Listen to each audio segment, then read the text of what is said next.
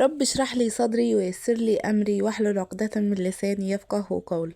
ازيكم يا حبايبي؟ عاملين ايه؟ وحشتوني جدا من الفيديو اللي فات. معانا النهارده بقى اختراع بمعنى الكلمة. هنعمل من كوباية واحدة من العدس كيلو وربع من الجبنة الرومي. ايوه زي ما بقول لكم كده. تعالوا نعرف ازاي، وتعالوا نشوف التفاصيل كلها مع بعض من كوباية واحدة من العدس. وهقول لكم على الاخطاء اللي واجهتني علشان تتجنبوها، وهل الوصفة دي موفقة ولا لا. كل ده هنشوفه في خلال الفيديو بإذن الله. يلا بينا نبدأ الفيديو. بس قبل ما نبدأ ما تنسيش تحط اللايك وتشتركي في القناة، وكمان ما تنسيش تفعلي زر الجرس علشان يوصلك كل جديد من فيديوهاتنا. جبت كوباية العدس كده وشطفتها، غسلتها كده بالمية، وبعدين نقعتها في مية سخنة. اللي بيقولك انقعيها ساعتين وخلاص العدس مش هيستوي معاكي. انقعي العدس ليلة كاملة، تمام، وزودي عليها كمية المية علشان العدس بتاعي بيزيد معايا، بيزيد يعني الكمية بتاعته بتزيد. المهم هنا بعد ما نقعته ليلة كاملة هحطه في الخلاط، وهحط عليه بقى ايه، كوبايتين من المية، وايه كمان، معلقتين من النشا، وايه كمان، عارفين البهارات اللي بنجيبها للفشار وللشيبسي، البطاطس الشيبسي، اللي هي بهارات الجبنة اللي بنجيبها جاهزة دي. هتحط منها كيسين، الكيس ده تقريبا اسمه ويلز. طعم الجبنة، حطيت منه كيسين كده. بتجيبيه وانتي لو هتجيبيها سايبة هتحطي معلقتين كبار او 3 معالق، دي حاجة بترجعلك. المهم هتحطي عليه كوبايتين من المية كده. تقدري تستبدلي كوباية من المية دي بكوباية من اللبن، بس انا مش هعمل كده خالص. وحطيت برضو في هنا الطاسة اهي، وصفيت العدس بتاعي. طبعا بجيب معلقة بتساعدني يعني. بتخلص طبعا. بيبقى فيه شوية فتافيت كده، هما مش كتار قوي، بس علشان برضو الجبنة بتاعتي تبقى ناعمة معايا. هقول لكم على الاضافات اللي هنضيفها كلها. خدها بقى ونروح على البوتاجاز. شايفين النار شمعة ازاي؟ شمعة يعني. بصوا، حاجة بسيطة خالص كده لا تذكر. من اول ما تحطي الجبنة الرومي على النار وتبتدي تقلبي فيها، هي بتتطبخ، هتاخد معاكي حوالي ربع ساعة، وهي لحد ما تجمد معاكي. اوعي تعلي عليها النار عشان طعم العدس ما يبانش معاكي. في ناس عملتها وقالت ان طعم العدس بان فيها لان عملوها، علوا عليها النار وفي ثانيه قاموا قلبينها كده وخلاص، وقال لك لا، ده وصفه مش ناجحه. انتي انا حطيتها. طبعا هنا الملح اهو، تحطي معلقه كامله. انا بص حطيت نص معلقه وبعدين حطيت نص تاني علشان اظبط الملح، بس ما تصورش معايا. حطيت حطه معلقه كامله، وجبت المضرب بقى اشتغلت بيه. بتوطي النار زي ما قلت لك شمعه، وبتبتدي ان انت تقلبي فيها. جبت برضو الفلفل الاسود، جبت معلقه من الفلفل الاسود كده، حطيتها في العدس بتاعي، حطيتها زي ما انتم شايفين اهو. وهنا بقى عايزه اقول لكم انت بتبخري الطعم، وبتبخري المواد اللي في العدس، بتخرج في الوقت ده على نار هاديه. وحطيت هنا رشه صغيره خالص من الزعفران. عارفين لون الزعفران؟ اهو ده بقى حطيت منه نطرة صغيرة خالص. ممكن تحطي نص معلقة من الكركم لو مش متوفر عندك. ممكن ما تحطيش خالص، بس انا حاطه علشان اللون بتاعي يبقى ظابط كده، ويبقى لونها مدي على الجبنة الرومي. شايفين كام شريحة جبنة رومي؟ الطبق ده جبته كده ب10 جنيه. حطيتهم برضو. عايزة اقول لكم بده غناوة جامدة جدا، وبده طعم حلو قوي. حطيتهم كده زي ما انتم شايفين، ما اتكلفتش عليا حاجة خالص. هي كوباية العدس، كوباية العدس حوالي تقريبا ربع كيلو من العدس ب15 جنيه. وكمان الطبق الجبنة الرومي ده ب10 جنيه. ب10 جنيه ب10 جنيه البهارات اللي هي بتاعت الجبنة دي. وب10 كمان فلفل اسود. لا، ب5 كمان فلفل اسود حصل ان احنا ما اخدناش غير معلقة واحدة. وعايزة اقول لكم الكيس ده كان ب5 جنيه والله.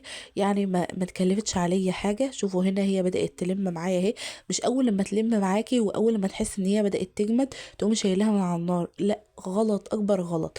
انت هتشوفي القوام من الوقت معايا. بصوا يعني هي اول ما بتبتدي ان هي تسخن، هتحسوا بقى ان هي بدأت ايه، تكتل كده. على طول بالمضرب بقى، اشتغلي فيها بالمضرب وما توقفيش ضرب. وعايزه اقول لكم ده مش غش ولا حاجه، ده نوع يعني نوع من انواع الجبن النباتي، وبيتعمل في معامل كتير، ومش كل الجبن اللي احنا بناكلها من بره بتكون جبن حيواني. في جبن كتير بتبقى جبن نباتي، وعايزه اقول لكم بيبقى طعمها تحفه وبناكلها وما بنحسش كمان بطعمها، ولا بناخد بالنا من ان هي معموله بحاجه نباتي، يعني باي يعني نباتات بصفه عامه. فالله لا يسوقكم، يعني بلاش التعليقات اللي هي السلبية، زي يعني ان الجبنة مش هتطلع حلوة، او بصوا جربوا في كمية صغيرة، وان شاء الله انا متأكدة مليون في المية ان هي هتعجبكم. فانتوا جربوها، وعايزة اقول لكم هي وصفة تحفة، عاملة ضجة، ناس كتيرة قوي عملتها، وزي ما قلتلك مش هتتكلف عليكي كتير. هنا القوام بتاعها بدأ يمسك اهو زي ما انتم شايفين، بس طبعا في الوقت ده برضو مش هنشيلها غير لما توصل للقوام اللي احنا عايزينه. لو في الوقت ده حابه تحطي معلقه زبده مفيش اي مشكله. لو عايزه تحطي، بلاش سمنه وبلاش زيت. ليه بلاش سمنه وبلاش زيت؟ لان في الاخر وانتي بتصبيهم في القالب هتلاقيه اصلا كده كده، هتلاقي اللمعه بتاعتهم طلعت، وهتلاقي المواد دي طردتهم بره، وهتلاقيها وانتي بتصبيها في القالب عملت طبقات كده، فبيكون الشكل مش منظم يعني في الاخر. طبعا انا بغير، وشويه بعمل بالسباتولا وشويه بعمل بالمضرب زي ما انتم شايفين كده، لحد ما اوصل للقوام اللي انا عايزاه. بصوا هنا بدات تربط معايا اهي. هنا بدات تربط، بس برضو مش هشيلها مع النار، مش هشيلها غير لما كل المواد السائله اللي فيها تخرج خالص.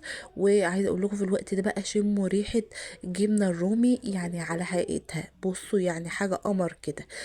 عايزه اقول لكم كمان في انواع جبن كتيره قوي بنشتريها، اللي هي بتبقى ميكس جبن، وبتبقى حاجات شاريينها من اماكن من بره. بنبقى متخيلين يعني ان هي جبنا حاجه هاي قوي يعني، لا هي بتبقى معموله كده وبنفس الطريقه دي يعني، وبندفع فيها مبالغ مهوله، يعني انتوا متخيلين. المهم جيت هنا بقى على العلبه ديت، حطيت فردت فيها شويه زيت كده بالفرشه، ما كترتش يعني. وطبعا في الوقت ده انا كنت عايزه اضيف لها يعني قيمه غذائيه برضو اعلى. يعني ما تنسوش ان العدس ما شاء الله قيمته الغذائيه فظيعه، فانا عايزه اضيف قيمه غذائيه كمان، اعلي التست بتاعها شويه. فكنت حابه احط كوبايه لبن في الخلاط ساعه ما كنت بعمل، فما كانش متوفر معايا لبن. طب تقدري تستبدلي اللبن بايه؟ تقدري تستبدليه بقطعه من الجبنه القريش. طيب لو ما فيش جبنه قريش هتستبدليه بمعلقتين من اللبن البودر. الكيس اللبن البودر اللي بتشرى، اللي هو النيدو والحاجات دي، الكيس اللي هو الصغير ده. المهم هنا انا كنت بقلب بقى، فهندنا بتقولي هاتي يا ماما اقلب مكانك، فادت لها قلبت شويه برضو، وانا ايه اخدت منها.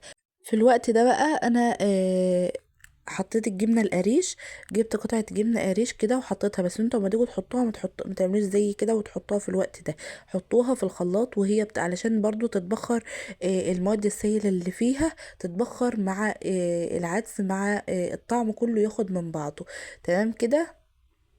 انا هنا بقى رحت جبت قطعة جبنة قريش وحطيتها، ضربتها بالمضرب بقى وكده. وبعدين انا عايز اقول لكم كمان زودت في الكمية بتاعتي. لو مش متوفرة عندكم زي ما قلت لكم حطوا معلقتين من اللبن البودر، علشان تدي برضو طعم غنوة كده للجبنة الرومي.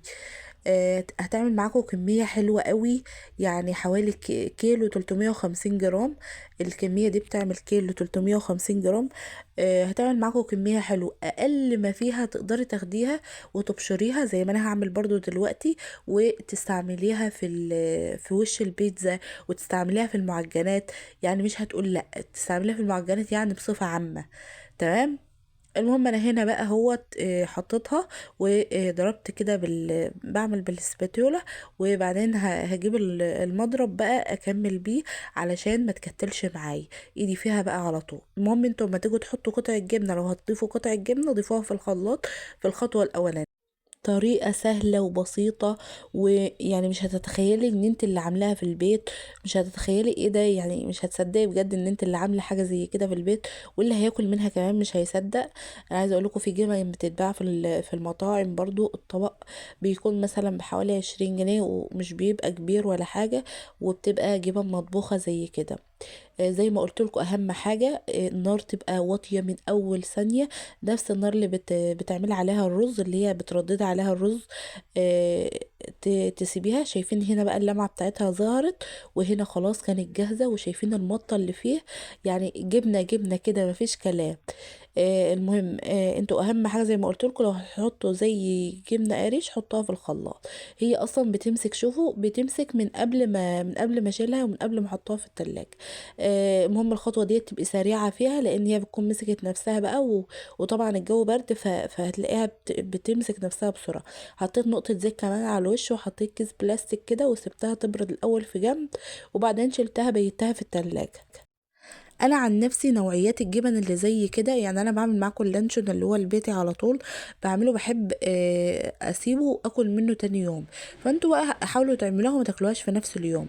في وصفات عملت الوصفه ديت بالدقيق، بس انا حسيت ان الدقيق هيعجنها مش هيديلها قوام. النشا افضل بكتير. زي ما قلت لكم هي طريقتها حلوه وموفره، وتنفع في السندوتشات، وتنفع في حشو البيتزا، تنفع في حشو السمبوسة، تنفع في كل حاجة. عايزة اقول لكم مش هتقول لا. ده تاني يوم اهو بعد ما خرجتها من التلاجة، وطبعا حطها في العلبة دي بحيث ان هي تدي الشكل ده. يعني بقى جايبه لكم قالب جبنة رومي، وعايزة اقول لكم والله اخدت منها قطعة ودوقت الحبايب كده. عايزة اقول لك اعملي بقى ودوقي حبايبك، محدش هيصدق ان انت اللي عاملاها في البيت. طريقتها سهلة وجميلة واقتصادية. شايفين القمر. وبرضو فرصة لو عندك أطفالك ما بيحبوش ياكلوا العدس، تقدري تدخله لهم في الأكل بالطريقة دي، ومش هياخدوا بالهم خالص ان انتي اللي عاملة الحاجة دي في البيت. بصوا يعني رومي رومي بقى، يعني حاجة كده مفيش كلام. المهم جينا هنا اهو قطعتها. اعملوها بنفس الطريقة اللي قلتلكوا عليها، وامشوا بنفس التفاصيل اللي قلتلكوا عليها. هتطلع معاكم ان شاء الله احلى من اللي انا عملتها 1000 مرة. هتعملي هتحطي طعم الجبنة من اللي هو الجاهز، حطي معلقتين 3 علشان تدي غناوة. كل ما تدي طعم فيها هتغير الطعم بتاعك. وان شاء الله لو ربنا اراد هعملها معاكم تاني، وكمان هحاول اغير فيها كام حاجة كده. هعملها معاكم باذن الله مرة تانية ونشوف الطعم بتاعها هيعمل ايه، وهقول لكم هستعملها في ايه برضو باذن الله. هستعملها في كل حاجة معاكم في الفيديوهات الجاية باذن الله. قوموا بقى اعملوها على ضمانتي، يلا تشجعي كده اعملي كوباية عدس كده وجربي فيها. ان شاء الله حتى تعملي في نص كوباية مش هتقول لا. المهم شايفين بقى القمر شكلها بجد تحفة. بألف هنا وعافية، وربنا يحسن يا رب ما بين ايديكم. تقدري بقى تشيليها في التلاجة قطع زي ما انت حابة، وتقدري تشيليها قالب كده. شايفين بتتقطع معايا ازاي؟ شايفين الشكل بجد تحفة. بألف هنا وعافية. جيت هنا بقى هشيل القطع اللي هشيلها على جنب هشيلها، وهنا هبتدي ان انا ابشر الربع ده. ده كان اخر ربع بقى اتبقى معايا، ابتديت ان انا ابشره كده زي ما انتم شايفين، وهشيله في علبة في الفريزر. هستعمله بقى الوش البيتزا، هستعمله المعجنات، هستعمله اي حاجة. بصوا يعني قرص طرية، هستعمله في كذا حاجة، ان هيبقى تحفة مش هيقول لا. جربوا الطريقة ديت وبإذن الله هتعجبكم، وتغييرة برضو حلوة. و مفيش مشكلة ان احنا نتعلم حاجات جديدة ونتفرج على حاجات جديدة ونكتسب خبرات جديدة، يعني نغير برضو من نظام اكلنا ومن طقوس اكلنا. مفيش مشكلة ان احنا نغير من عاداتنا بصفة عامة، ونغير ونجرب. ايه المشكلة اما نجرب مرة وتخيب معانا؟ ايه المشكلة اما نجرب مرة وتظبط معانا؟ بس ان شاء الله مش هتخيب، وبإذن الله هتعملوا احسن من دي كمان 1000 مرة. وربنا يحسن يا رب دايما ما بين ايديكم. شايفين المبشور يعني مش باين خالص، يعني مبشور جبنة رومي كده. انتوا بتشتروه كده من المحلات ومش واخدين بالكم ان هو نباتي. بألف هنا وشفا بقى، وربنا يحسن ما بين ايديكم.